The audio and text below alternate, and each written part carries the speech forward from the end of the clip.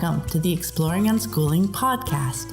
I'm Pam Laricchia, unschooling mom and author, bringing you interviews, information, and inspiration about unschooling and living joyfully with your family. You can find the episode show notes, your free Exploring Unschooling ebook, and lots more information at livingjoyfully.ca. And here's the show. Hello, everyone. I'm Pam Laricchia, and this is episode number 39 of the podcast. It's the 28th of September, 2016, as I record this intro. And we have another Q&A episode. And Ohman and Anna Brown join me to answer your questions. This month, we talk about ways to approach those times when we're wondering whether we're supporting our children well, the challenge of interpreting unschooling ideas as rules, the bumpy road of deschooling, applying to college, and ways to move forward when a spouse doesn't want to try unschooling right now. As always, thanks so much for your questions. And remember, if you would like to submit a question, just go to livingjoyfully.ca/podcast and click on the link. As a little bit of an update around here, this week has actually been reasonably uneventful, which is also wonderful because it means I've been able to spend more time writing. Time flies when I'm writing, and this week has gone by rather quickly. I did also manage to catch up with posting my 365 project on Instagram, which is nice. This week's quote comes from John Holt from his book, How Children Learn. It's a classic that really digs into that foundation of living that lies at the root of all learning. And he wrote, "All I am saying can be summed up in two words. Trust children. Nothing could be more simple or more difficult. Difficult because to trust children, we must first learn to trust ourselves, and most of us were taught as children that we could not be trusted." We see this challenge weave through some of the questions this month, and it's not surprising at all because this is one of the most difficult aspects of our journey to unschooling. As Holt wrote, nothing could be more simple or more difficult. But it is so worth the effort, and I encourage you to keep going. And now, on to the questions.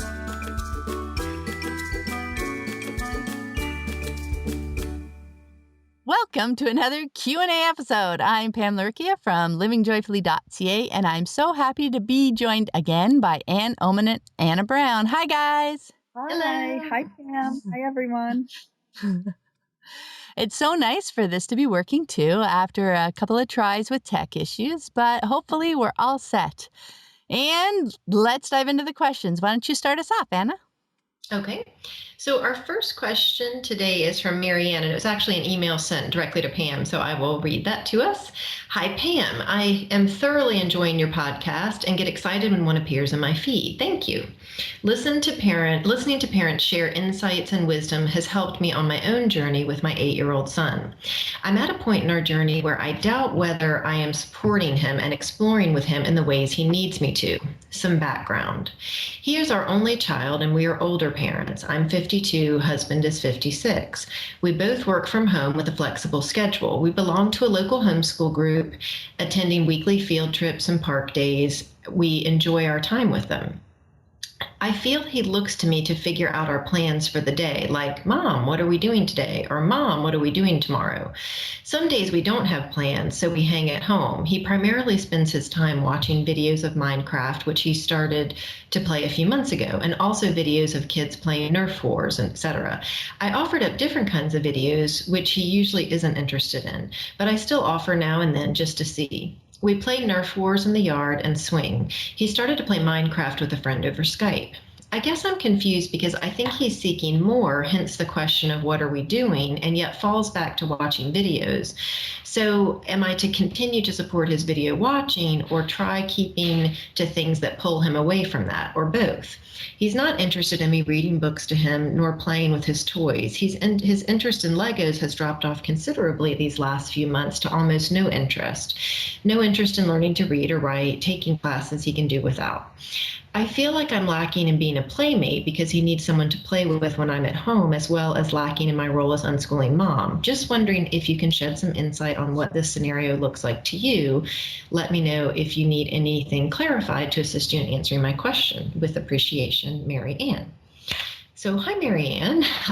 Everything you described here sounds really normal to me. One of my girls asked every single night for years what's happening tomorrow, and actually still does this at 18 quite often.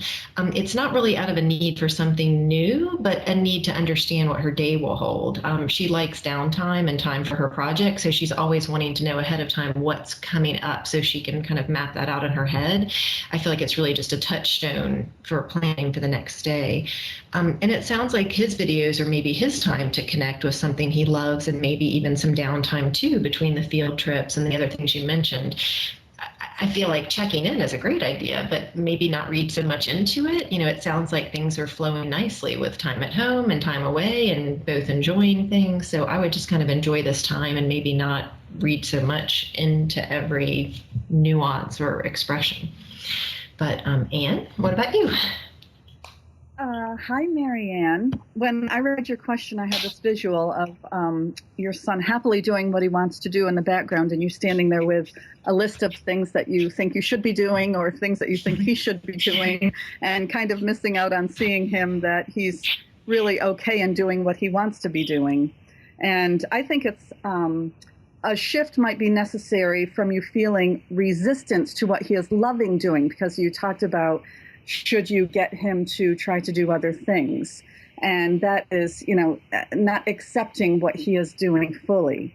It's really helpful to understand that there is so much world expansion happening right where he is with whatever he's doing.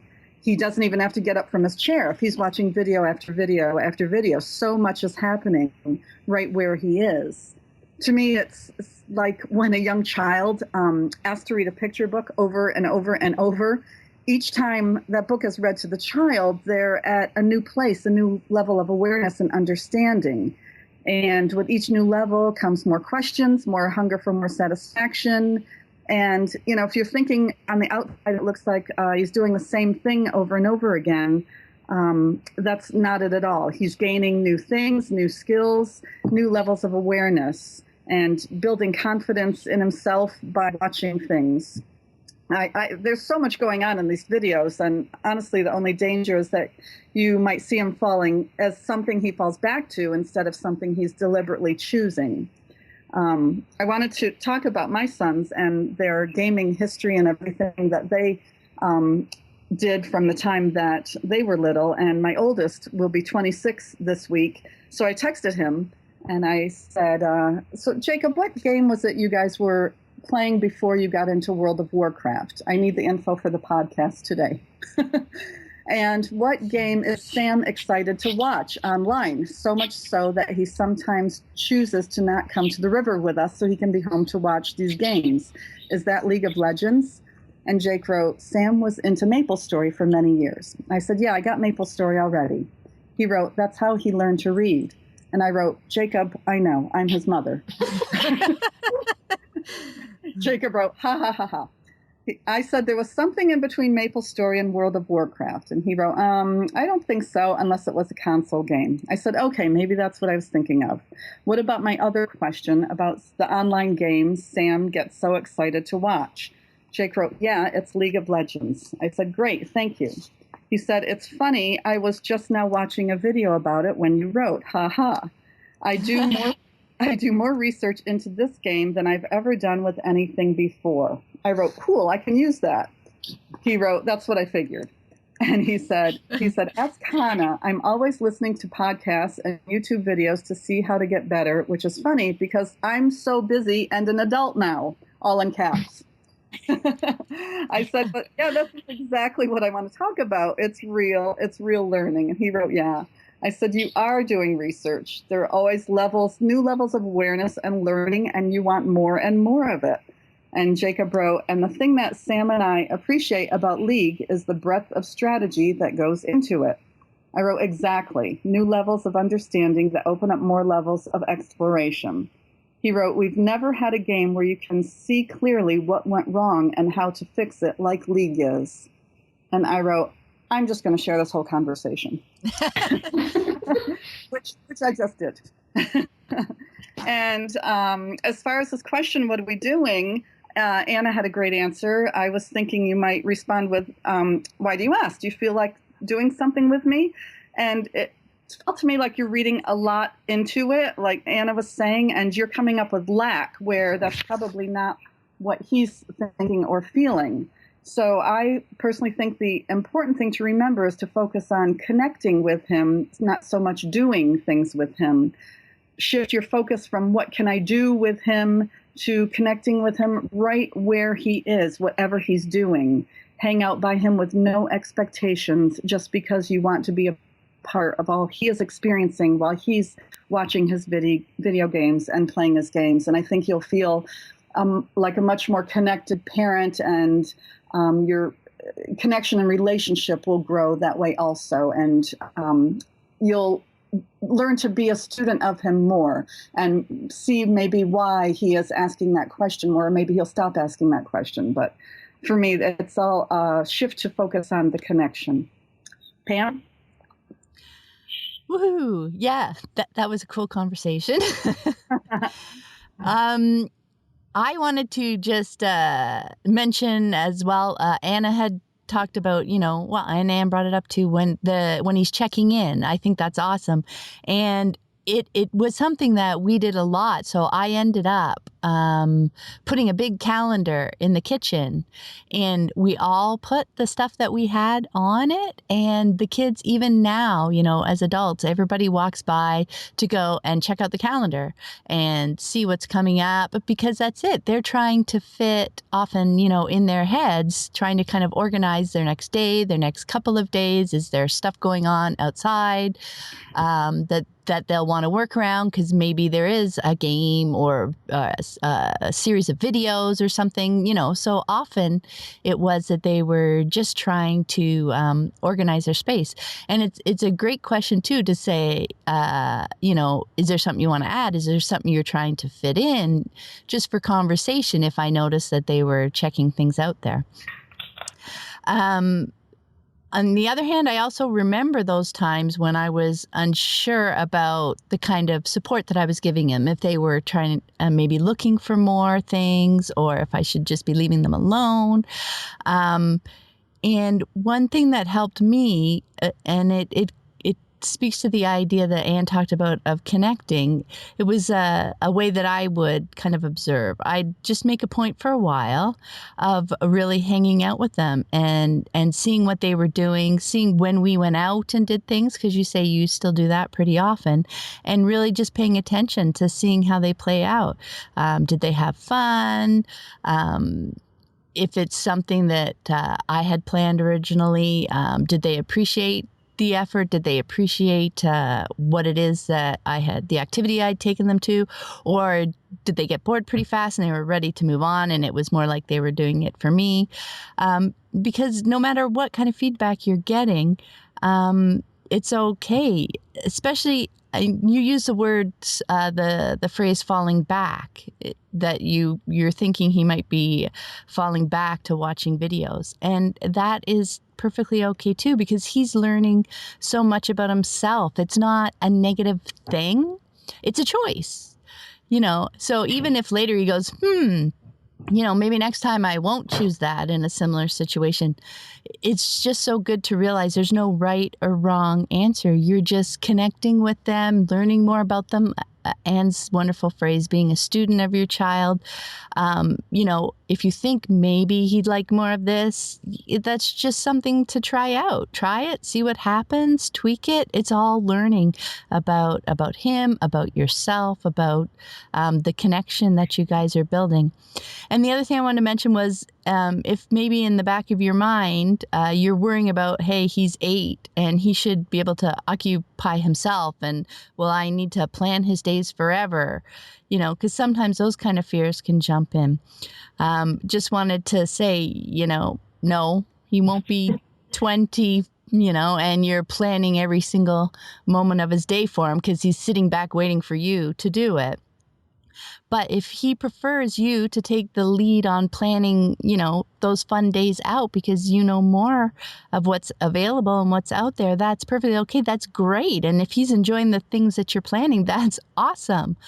So, just meet him where he is. Any typical timetable, the idea of that is totally irrelevant. You're just playing around with the things you guys enjoy. And it sounds awesome. So, yeah, it just seemed more like this will be about your processing. He seems to be pretty content. It's how you're viewing the whole situation. So I thought it was a cool question. Thanks, Marianne. Do you want to do the next one, Ann? I would love to. The next question is from Carol. She says, my 8-year-old only son has been home from school since February when we chose unschooling. He has found gaming to be his thing this entire time. He currently loves Halo. Oh, I think that's the one Jacob and Sam from last present.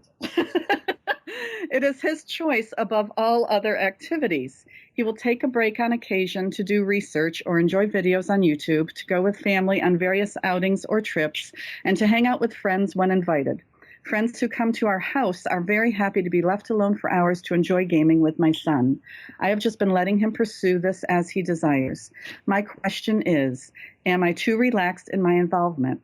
Pam mentioned in a post, and I'll paraphrase, correct me if I didn't get this right, Pam, to figure out what the child loves about the game and find things along those lines to strew. Well, I've asked him, and what I've been able to get from our conversations is that he likes the cool armor. He likes the good overcoming evil aspect, and I know he likes getting better at the game and seeing himself rank up. It also allows him to play with others that are much better than his parents through a multiplayer aspect. Do I need to strew? A few weeks ago, I bought a Halo novel that I thought we'd read together. He was happy to see it and held it and looked it over, but hasn't asked me to read it with him. Probably too complex for him to read on his own right now. He used to draw nearly every day, very often Halo-related images, but doesn't any longer, which I miss, but just hope he'll pick up again later. Or should I just continue to chill and let him immerse himself in this thing he's finding to be so satisfying, strewing when he seems to lose interest and seem at a loss? Carol sent a follow-up email with more information, which is really wonderful, and I do want to include it here. But I want to address this part first, and I hope I don't throw everybody else off by doing that. So, hi, Carol. I'm going to give you a short answer first, and that is no, you do not have to strew. And my longer answer is very longer. Strewing, to me, is not about trying to get your child to do something other than what he's currently loving doing. And I personally never connected to the concept of strewing. I tend to think of it more as embellishing or expanding my children's worlds, which I know is what Pam was describing when you were talking about it, Pam, when she said that. And you did that really well, talking to him about what he loves about his game. The important thing about this part of my job as my son's unschooling mom is that anything I come across and offer comes from a place of truly seeing and honoring and celebrating where my child is in this moment and what it is he loves to do.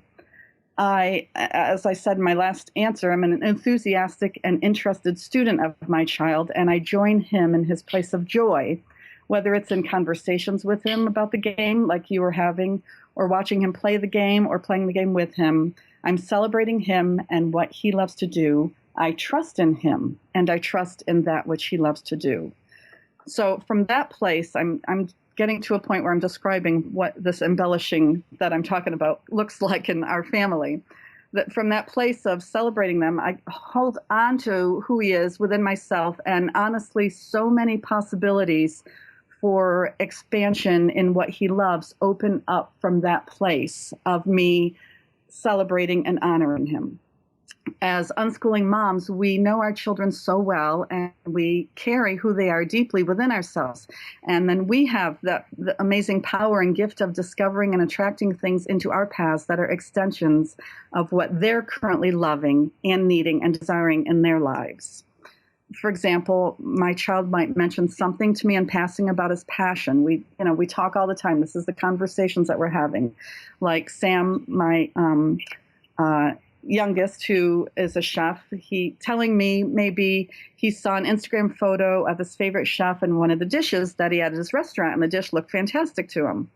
So the next time I'm on the computer, I kind of remember that. So I do a little research with the chef, and this is just one example, but time and time again, perfect, amazing thing love shows up right in front of me, something that is an extension of what he loves in his life.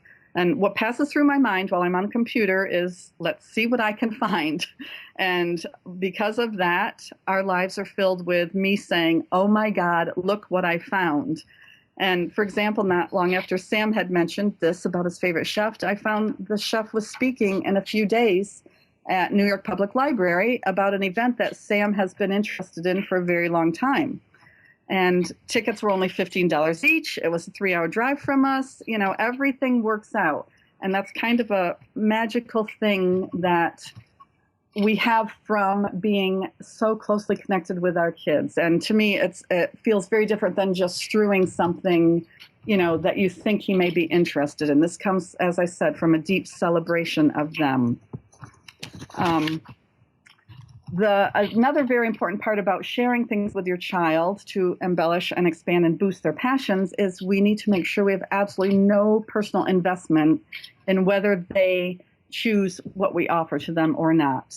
If they're not interested in it, it's up to us to not take it personally or hold any feelings about his decision, like hoping they might pick it up in the future, hoping they'll see it as something as wonderful as we see it.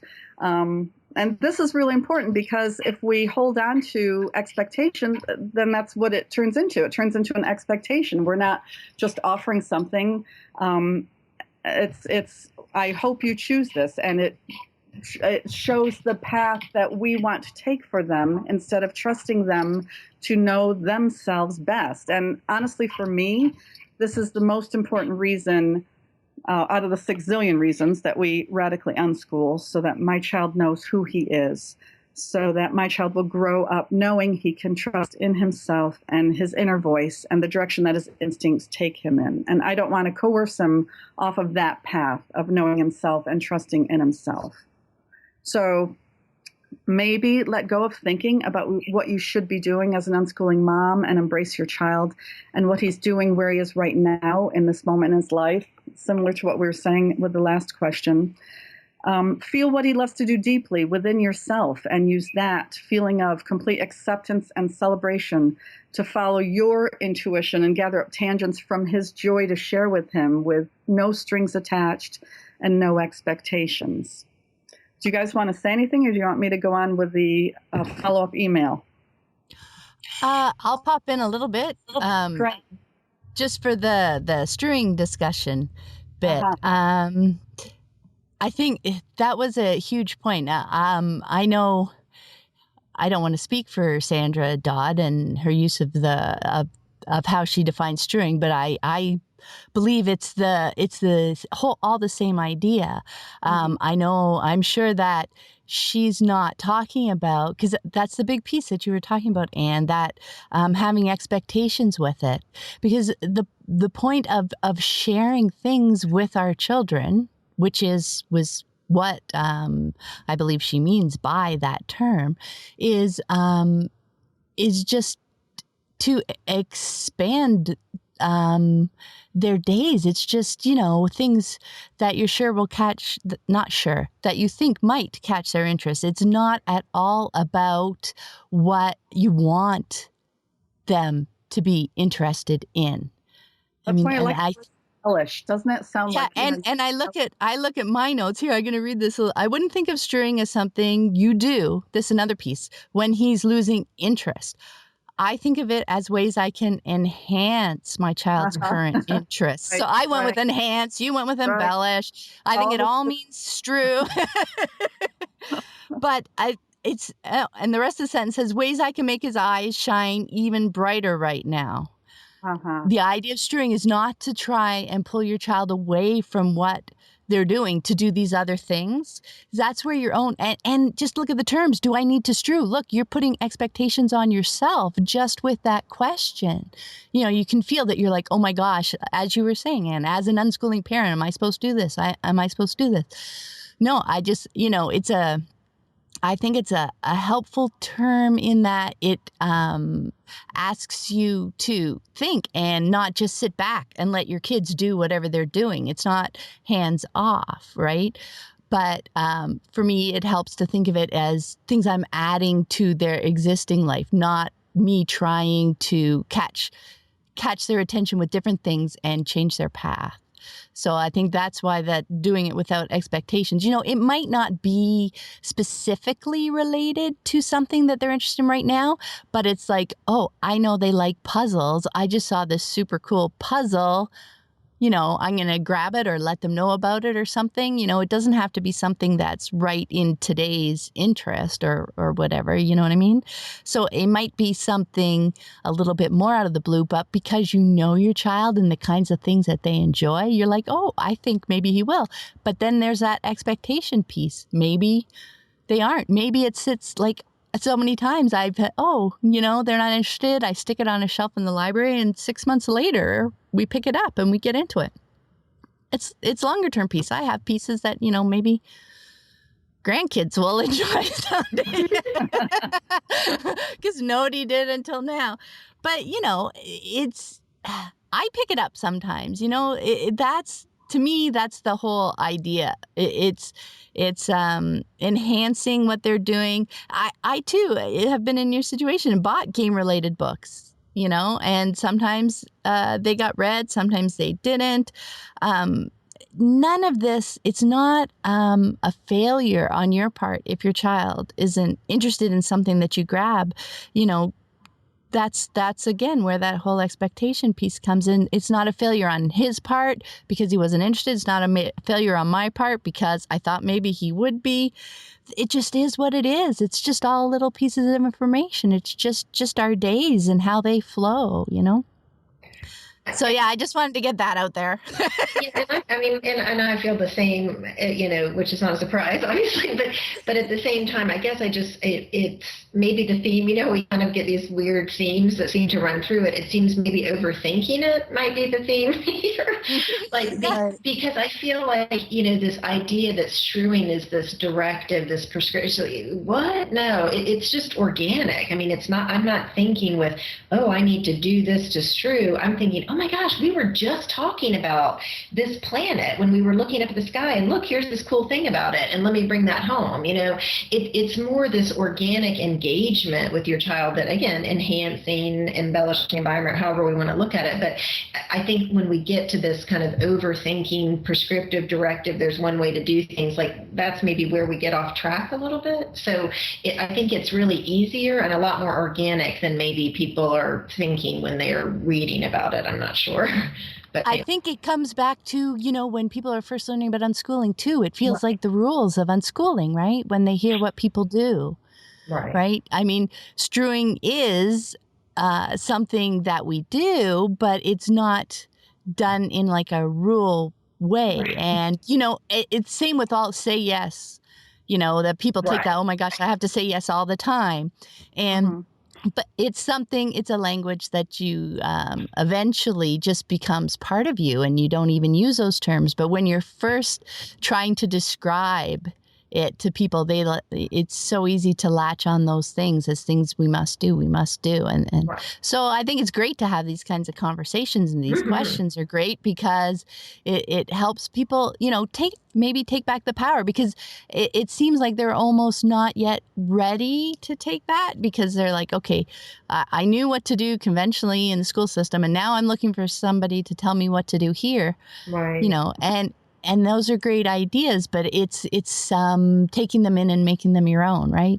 Your own power to focusing on that do it day to day.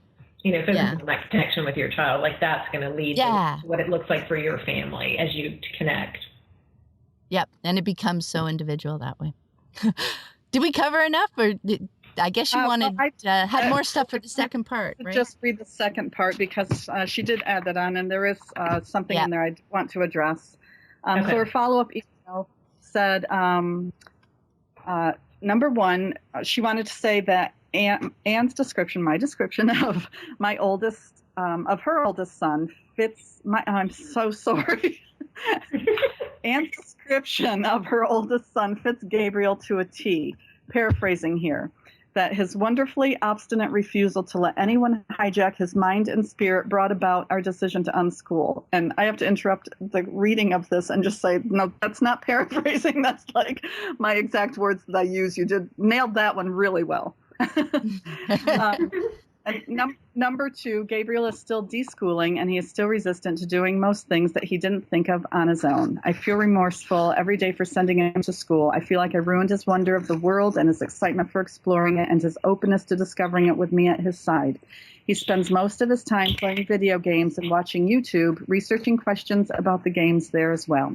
I don't know if his resistance will ever really lighten up. I kind of think it will, because it seems like a knee-jerk reaction to any invitation to look at something or go someplace with his parents. It comes so fast that he can't possibly have given it any thought. Two things he doesn't react this way to are going swimming and watching most videos. I have coaxed him into some things, a hike, for instance, where he said he liked the destination so much that he was sorry he complained along the way, and some small excursions into town for various reasons. The latest was after a rainstorm, when he marveled that the clouds were so low they looked like paint on blue canvas. But it took a lot of talking about why it was important to me/us, his parents, that he come along, and then it was a grudging, fine, I'll go. Okay, so this is why I want to share the first part first, so we could build a foundation of where we need to go to address this. So, Carol, if you take what we'd already said and apply it to this, you can see that you are labeling something about who your child is as him being resistant. And you can see that you are carrying expectations about what he should be doing. I do love how you said that your son is like Jacob, and it was his wonderfully obstinate refusal to let anyone hijack his mind and spirit that brought you to unschooling. That is fantastic. And now here you are. You don't want to see him as needing to be coerced now, do you, when he brought you here? When I first tried to teach Jacob something that one and only time, and he obstinately refused to listen, and not only that, he was insulted that I would even suggest he needed to learn something, do you know what our next step was? I saw that he was right, and we continued to follow him. And each time he didn't want to do what we thought kids would want to do, it was my husband and I who got to look in the mirror and examine why we were thinking the things that we were thinking. Why did we hold this expectation and this definition? It was our time to look at ourselves and learn from our child. It's our time to question everything, every expectation and definition we had brought with us from our own childhoods. Every word that comes out of our mouths automatically, every thought that crossed our minds, because we had been coerced into believing untruths about life and learning in the world, and mostly about ourselves. And we knew for sure we were not going to hand those untruths to our amazing child, who was showing us that we were here to be exactly who we are. So from this point, Carol, I would suggest you connect with your child as he is right now. I think this is the message again. Trust in him, trust in his path. He is exactly where he needs to be, and he will stay in one place in his growth longer if he feels like you're trying to get him out of that place. When you go to where he is and embrace that, get into his joy with him, hold on to these glorious pieces of who he is and focus on how he shines and be there in his shine with him. That's the amazing thing. Be there with what he loves to do, and you yourself will be open to following, again, your intuition to embellish, expand, and boost his joy. Just be interested in him and enjoy him. Pam, do you have anything to add? I was just going to mention a little bit about the whole coaxing thing. When you said you coaxed him to do something and he enjoyed it in the end, and that's great that he enjoyed himself, and that's an experience that he learns from as well. But that doesn't mean that you should keep doing it, because when you're coaxing over and over again, come do this, you'll enjoy it. Remember the last time you enjoyed it in the end. What's going to happen is I think it's much more likely to start eroding the trust in your relationship, right? And there's also a chance that it will start to erode his trust in himself, because he's like, oh, maybe she knows me better than I know me. Him saying no is just as okay as him coming and enjoying it, because, there are just so many opportunities, and over the years, so many times he's going to have a choice and be able to say yes and say no. This isn't the end of the world. Oh my gosh, he has to come this time because we're going on a hike. You'll be going on a hike again and again, and he'll be able to say no and yes, like dozens of times over, the next 10, 15 years. So when I know from my experience, when I was actively considering whether or not I should or I wanted to encourage something, encourage my child to do something that we had planned, it was really important to ask myself whether I was feeling that need because I thought my child would enjoy it, or because I really wanted my child to come. There was a big distinction there, and that really helped me move through that, realizing my own motivation, because often it was like because I wanted my child to be there for one reason or another, and realizing that it was really about me helped me to dig into why did I want that? Why did I think that was going to be better for me? And then that helped me shift and see things from his perspective, and it helped me release my kind of anxiety about it and say, you know what, it is his choice, and that's perfectly fine. So there's a level of encouragement, and that's what you're going to find out through following him, through really seeing his kind of reactions, and you're letting him learn. He wants to learn about making these choices. So it's not really about us putting pressure on these choices, or else, that's just another factor that they have to take into account then, and they can't really spend that time and effort thinking about what they would like and analyzing whether or not they were happy with going or with not going and everything. It just really puts our own, our own outlook into the mess. So it really helps to do that work for ourselves before we start saying, hey, I think you'll really like it. It would be cool if you came. Our own agenda. Anna? Yeah, agenda. Thank you. Right. She mentioned deschooling, that it's been pretty recent, or, within this year, the last 6 or 7 months that he's been out of school. And what I saw is that really sounds like he's maybe just trying to reassert some control over his learning and his life. And I think that takes some time, and maybe, again, that agenda that Anne just mentioned is coming up. We have, maybe a timetable, the expectations for him that aren't meeting the reality. But I think if we can just trust and give him that time, the more he's able to trust that he will be heard and that, find himself, and I think he'll be more open to input and more open to those discussions. Right now, it sounds like he's maybe finding his voice and his rhythm, and something that can really be muted through school, and something that can take some time to recover. And I really liked what Pam said, to look at your internal motivation, because I think there are times when, you and your husband want to do something, you really want him there, you're wanting to share this experience with him, and that's from this really beautiful point of wanting to share, and I think that is great. But I think sometimes when we really check in and are honest, we see that we have an agenda. We really think he's going to like this, he needs this, he should know this, he should see this, he should whatever, and you hear the shoulds, and that's like a red flag. That's the time to back up. It's like, am I really wanting to just share this organically with my husband and my child because I love it, or do I think that they need it? And I think that's just a really good litmus test, and I think kids are really good detectors about that that they can tell what that motivation is, and so you can feel that resistance when that's coming through. So I guess I don't don't want you to go to the flip side and not meet your own needs. So, for example, if hiking is something that's important to you and recharges, then absolutely find ways to do that. It may be that sometimes he'll come and sometimes he won't.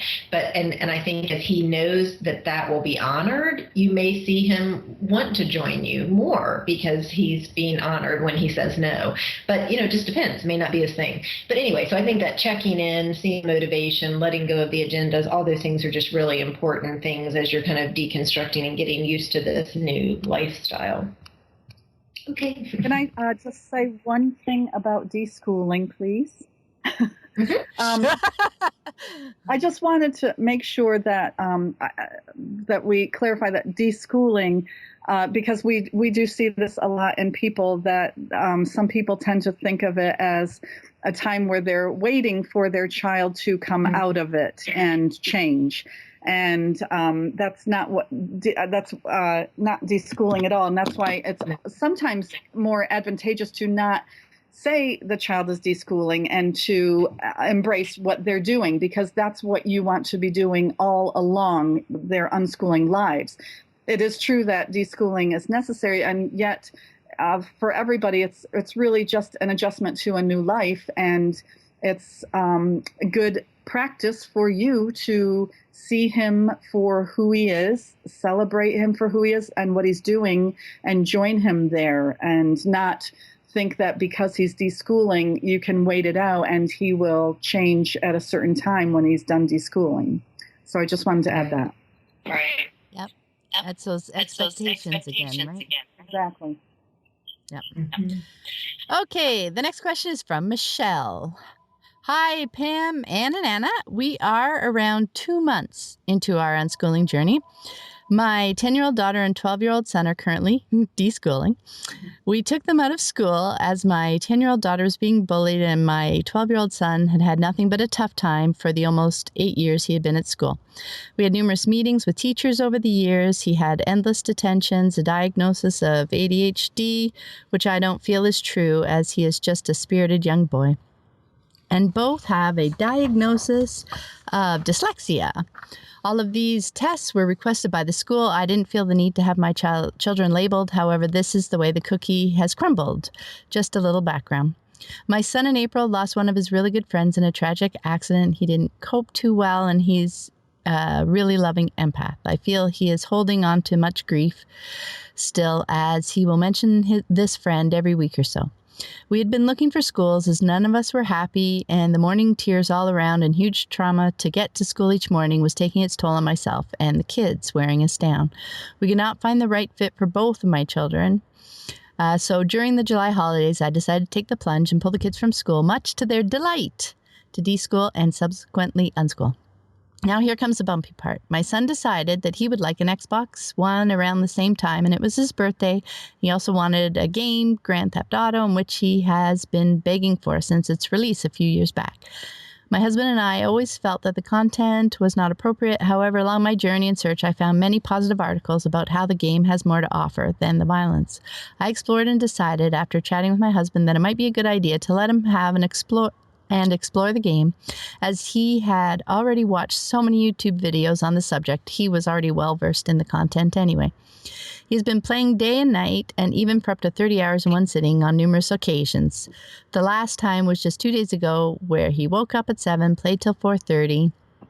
The internet failed. He loudly expressed his frustrations and cried himself to sleep.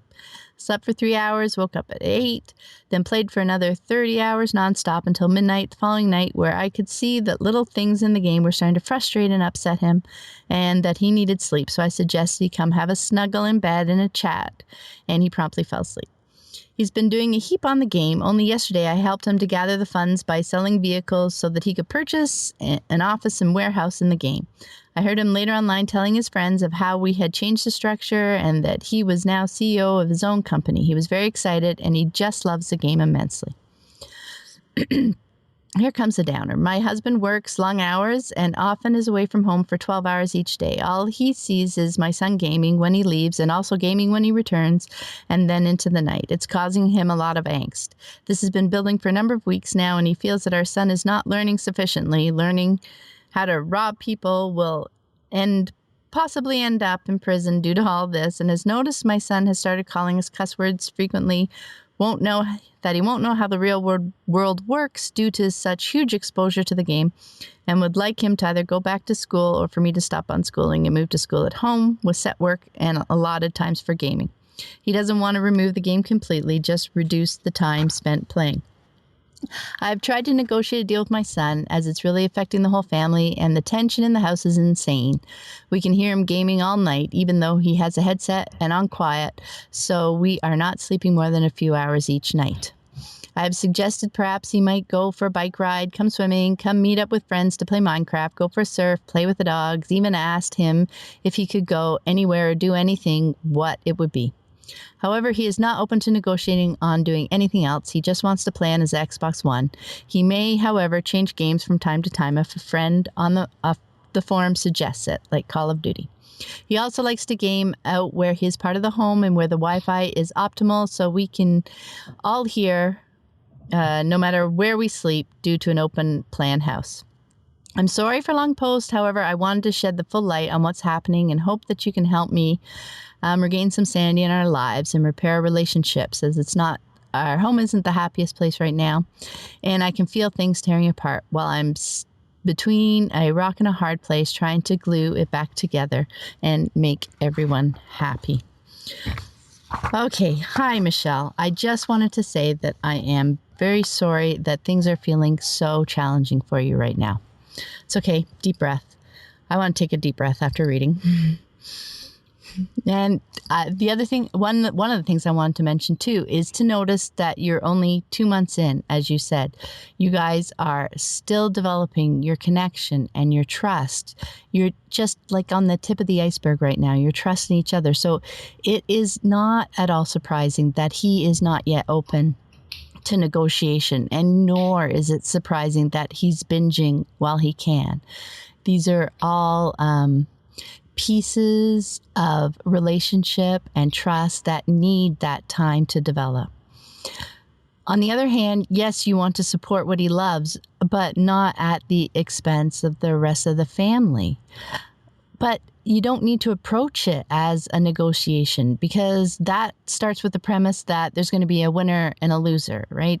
So it sets up adversarial positions right from the beginning. So I was wondering if you might be able to play around with it a bit. Instead, think of it as working together to find a plan within some parameters. Now, people being able to sleep at night without being woken up is a reasonable guideline for living together. So use that as a given, but ask him for ideas on how you guys can make that work. Together, you can brainstorm some ways that he can play and you guys can sleep. So, maybe at night he moves to a different location. Internet traffic lightens up at night, and maybe the Wi-Fi will be good enough for him. If it's a Wi-Fi thing and not an internet thing, you might be able to figure out a way for him to have better Wi-Fi in a different location, in a location that's less intrusive for everybody else trying to sleep. I know we have put a signal booster in our house at various points. Maybe have some fun playing with setting up sound dampening. That's been other conversations that we've had here. Maybe he plays online during the day and he's okay with playing single player games after you guys go to bed. There are just so many possibilities when you think beyond playing or not playing. Right? When he feels like you're on his team, that you're not trying to stop him from playing, but you're trying to help him figure out ways that he can play just without negatively impacting the rest of the family. I think once you're able to shift that perspective and he sees that you're on his side, you're not trying to stop him, but you're trying to help him get what he's looking for, but within the context of, hey, we all live in this house. I think that, and when you're asking for his ideas and his input and for him to rack his brain, because that's a fun puzzle. That's really what it is, right? This is a puzzle, and let's try some different ways to go at it. Those another thing I wanted to point out, you mentioned if you could go anywhere or do anything, what would it be? Especially now when that trust isn't there. Those questions can really be clear signals to our kids that we're unhappy with the choices that they're making right now, right? And when they realize that causes them to dig even more strongly into them, especially if they're worried they might be taken away. You know, if he knows people are upset with playing, that's really going to have him digging deeper into it, playing for those huge long stretches because, you know, he has to get his fill. It might be taken away. As for your husband's concern, absolutely keep talking with him about that. Maybe if he sees your son working with you, trying to figure out a way to be considerate of the whole family while he's pursuing his interests, that might help him feel a little bit more comfortable. And for you and your husband, only being 2 months in, I'm sure you're both learning so much still about unschooling, and your understanding will deepen as you start moving through these kinds of situations as they come up. But yes, I totally can feel your stress and understand that. And, you know, I totally understand it and feel for you. So those are just some ideas of ways to try and that you might be able to try and switch it up and move it, because it sounds like you guys are kind of stuck in this impasse right now. Anna? Yeah, well, first, I just want to send some love to Michelle because it did sound really stressful, and I can feel you in the middle, and you know, trying your best to figure out and meet everybody's needs, and that can feel really hard. And I think Pam really touched on some of the things I want to talk about too, which it doesn't need to all fall to you. Once you get into the patterns of working together as a family, ideas are going to come from everywhere.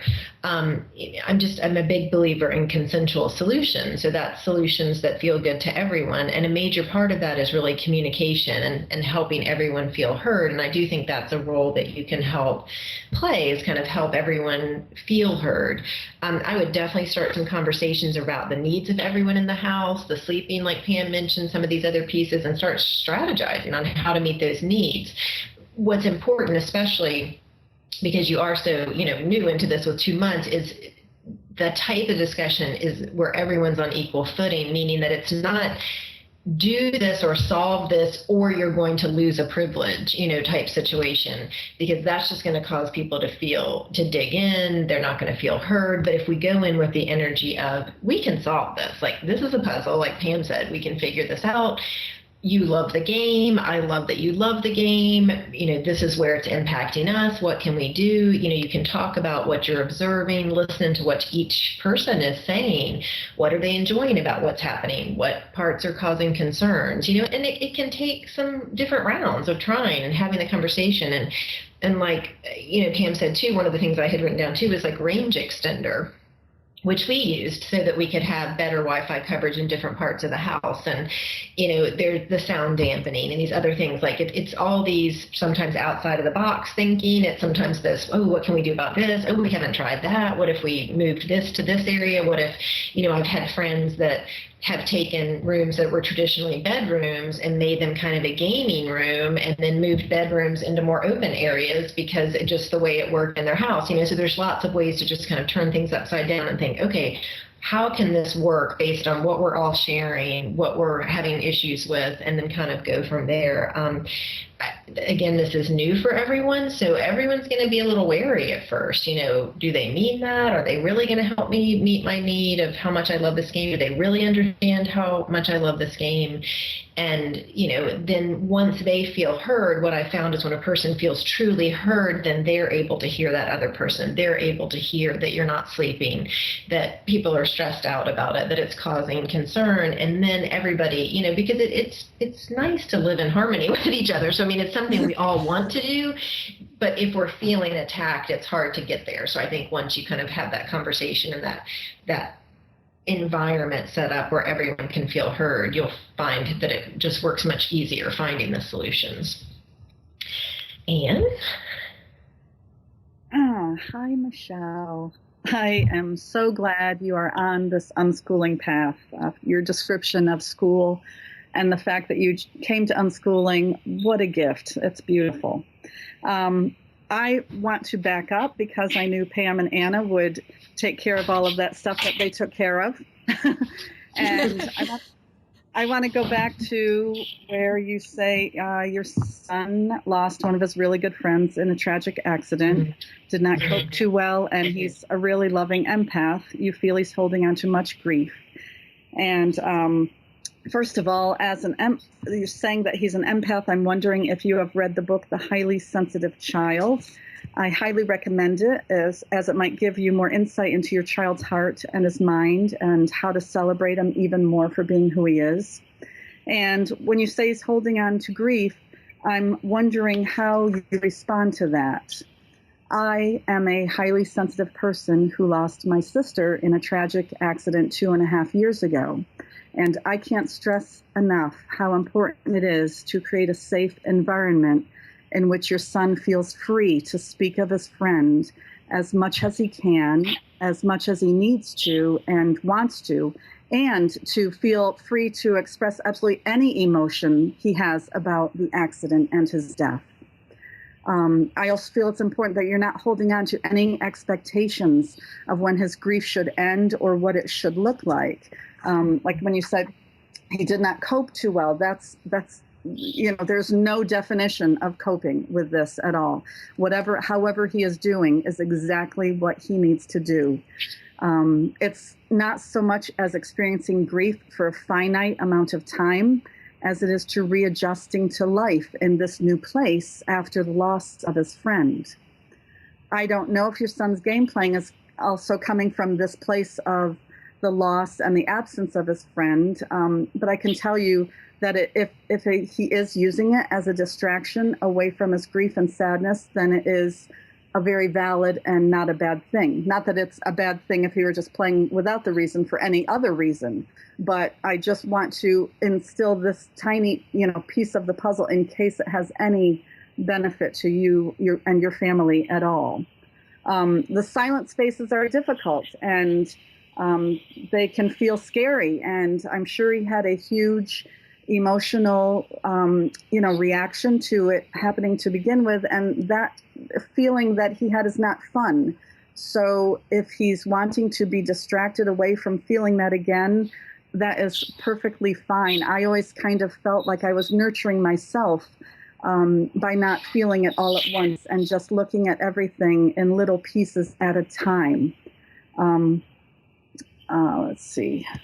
The other thing is there's so many levels of the tragedy that he might not have brought up yet. These questions and everything. If his friend went so fast, how could that happen to, anybody in my family? There's so many levels that he might not have explored yet. And like I said, it can come up little pieces at a time or all at once, and distraction with gaming is not a bad way to deal with it at all. So I also wanted to tell you that personally, when my son Jacob was 8 or 9, he had a great fear of me dying. And back then, he's 26 now. Back then, I looked into books that would help him, and one that I found was Embraced by the Light by Betty Eadie, and she had written a book about her near-death experience. And it helped him immensely to see what it might be like after somebody is dead. And after my sister's accident, I can't even tell you the comfort and awareness I have found from reading those books also. And in case your son is interested in knowing, if he has questions about this or something, I just wanted to bring this up in case. We've benefited by Proof of Heaven by Eben Alexander and Dying to Be Me by Anita Morjani. So again, I knew Pam and Anna would speak of all the other wonderful unschooling things that they did, and I just wanted to offer this to you, and I wish you all well. I think it's going to be fantastic for you. Thank you, Anne. Okay, so our next question is from Juanita.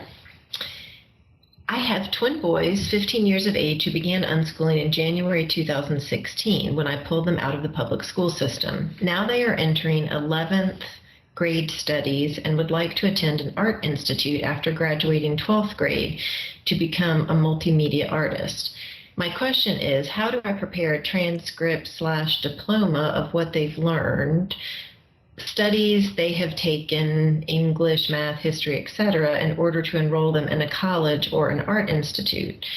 AR Community College wants some type of transcript in order for them to be enrolled there, and I assume that an art institute would want something of that kind as well. Thank you for any suggestions or advice that you may have. Hi, Juanita. It's always fun when someone has an interest and knows the next step that they want to take.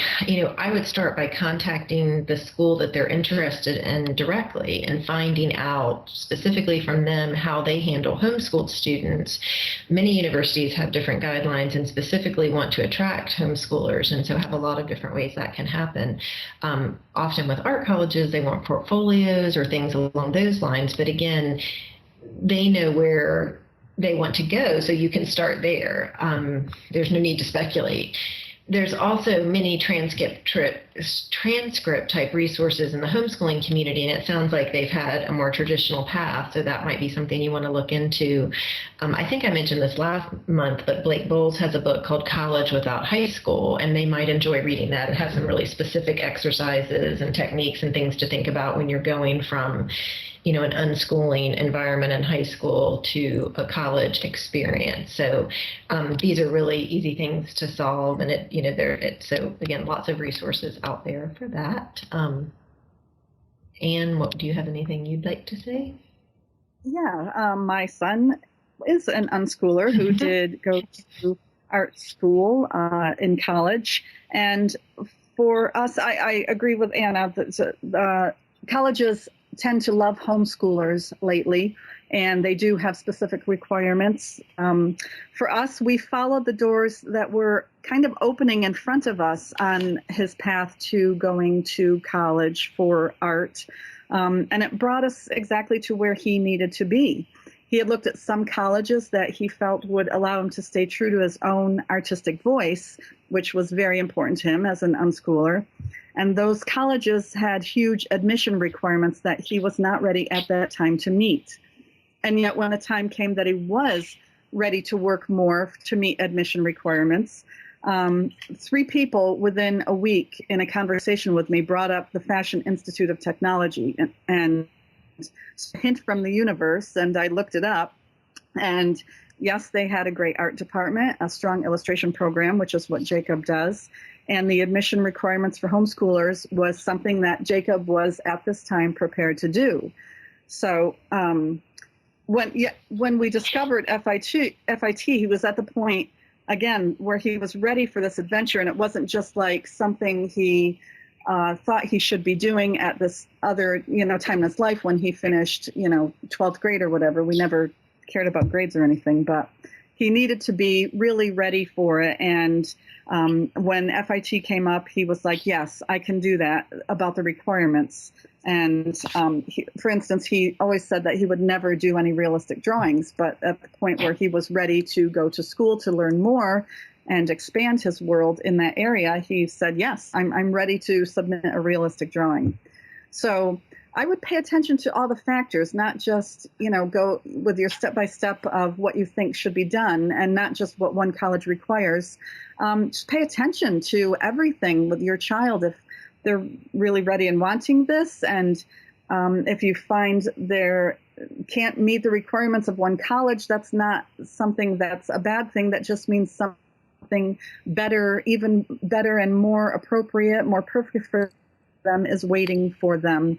And perhaps if they're not ready, if they need something more to meet the requirements, then they could think about taking a job or an internship with artists, or, there's so many paths that they could explore. And some of them will pay them for, doing the learning. That I just feel like to take in the whole need of who they are and what they desire instead of following a specific path might be beneficial. Pam?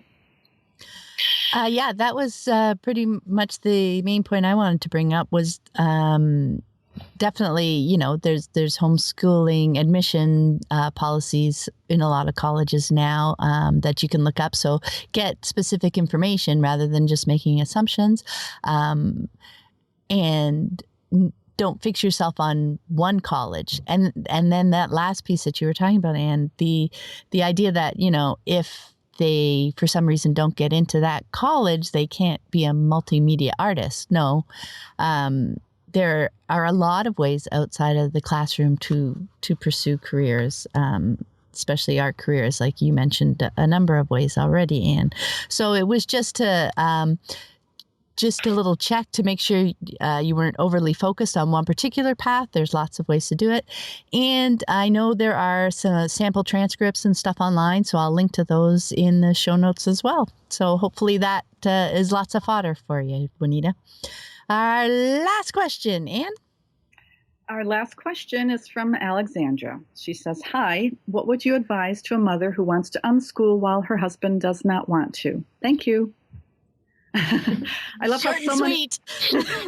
So many of our questions today were so long for the session, and yet I'm wanting to know more from you, Alexandra. So there are so many ways to answer this, and it depends on what you've already done and discussed, if your husband is open to learning more, but I'll go from what you've given me, and I will start by going to the place that I feel many dads go to. They want a good life for their kids, and they have a hard time seeing how their children are going to how they're going to lead responsible adult lives if they're not taking the traditional schooling route. I don't know if this is his perspective, but whatever it is, do your best to see it from his eyes and understand that he probably just wants the best for his kids and can't see right now how unschooling can get to that end result. In New York State, we have homeschooling regulations, and at the beginning of a school year, we had to submit our IHIP, and that's our individualized home instruction plan. I would take the standard forms that the school would send me, and I would throw them out. I would go to worldbook.com and look up the typical course of study for whatever grade my child was supposed to be in at that time, and I would list most of those in my IHIP, the things that worldbook.com says they should be studying. And I also added that my children may or may not learn these things during the year or may have already learned them previously, but that's another matter. And then in my quarterly reports, we're supposed to report what they had learned. So I would write whatever real life thing my child was doing that allowed him to acquire the knowledge or skills that were listed in that typical course of study. If you're living fully and having wonderful conversations and exploring and having loads of fun with your kids, it's really easy to check off many things from that list. I might do that for my husband if he was not convinced about giving unschooling a try. The important thing, however, is to not get caught up in worry if your child has not reached something on the list. The list is not for you. It's to appease other people who want to see what is happening. My youngest son began reading strongly when he was 13. Of course, schools believe he should have been doing that at a younger age. But the thing was that Sam still had books in his life, and reading comprehension was amazing because we listened to audiobooks all the time. We read all the time. So I just took their requirements of the school and I redefined them according to my unschooling heart and my kids' unschooling lives. And yes, I checked off that Sam's reading comprehension was excellent, even though he could not yet fully read. So it's kind of an example of, how we adjust school terms for our unschooling lives. Most of all, the thing that my husband values above all else is my happiness. So I would make sure that I conveyed how happy I am to have this wonderful relationship with our children, absent of all the stress and anxiety and disconnect that school or even doing school at home brings into a family's lives. And we would share our stories of our days together with our husband every night, stories of our explorations, our games, our expanding worlds.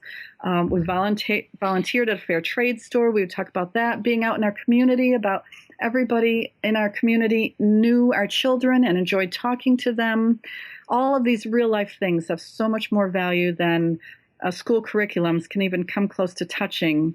And this is what you want to be sharing with your husband, these pieces of life besides, if he's open to reading other things. Pam's website and Pam's books. Pam? And the podcast.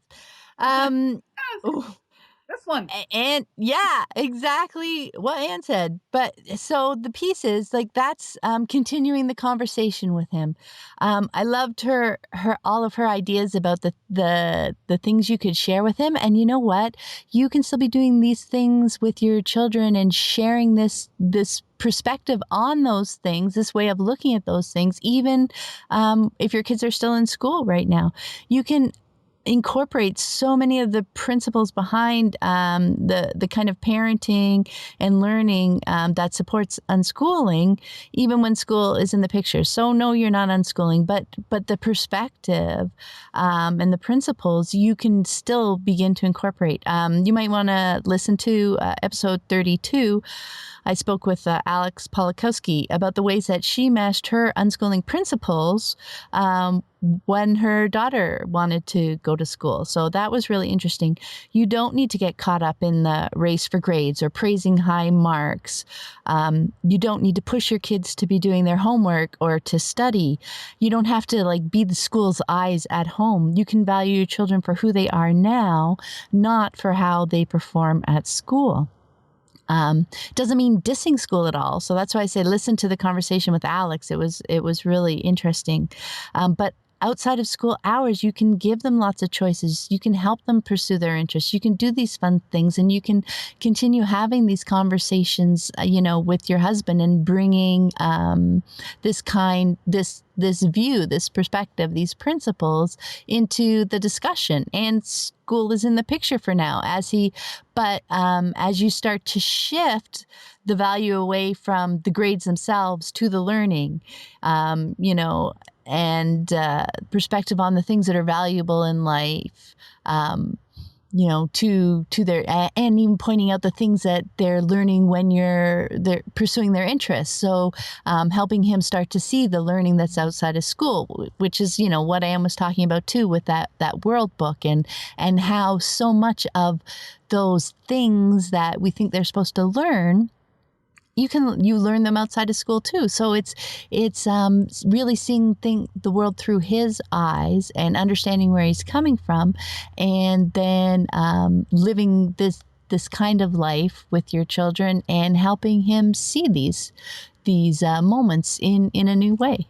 And over time, he may become more amenable to the idea, and you can answer his questions, and it can try to make it a point of connection rather than a point of contention with him, I think.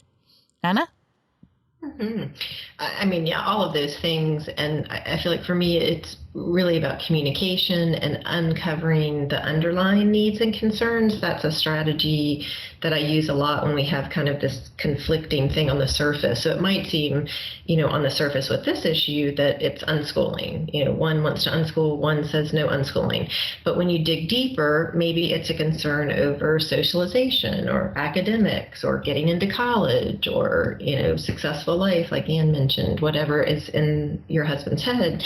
And once you know the fear and concern behind this stance of no unschooling, then you can begin to address it. You can talk about the homeschooling groups in your area. If it's about socialization, you can talk about, how they're learning and what they're doing and all the specifics that Anne and Pam just talked about, showing him and involving him. And there's, again, the book I talked about before about getting to college, if that's the concern and that's something the kids are interested in. So I think when you can dig past to kind of tell me what your concerns are, I hear you, and not feeling defensive about your choice about wanting to unschool, but really wanting to openly hear what his concerns are, then I think you'll see that conversation opens up and you're able to be like, okay, I get that, and let's see if we can address that concern, and all start talking together about how that works. And so, I mean, I just find that works with a lot of different problems, but would definitely work with this one as well.